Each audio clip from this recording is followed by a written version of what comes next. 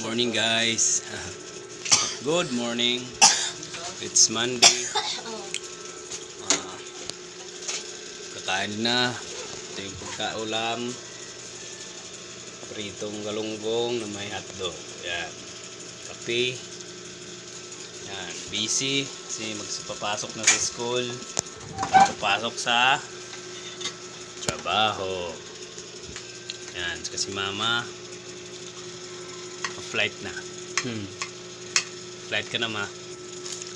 Ingat ka ma. Papuntang Qatar. Papuntang Qatar at mamaya.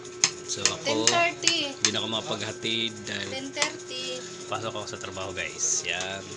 Matulog ka muna. Dito kayo mag-usap-usap tayo. Yan.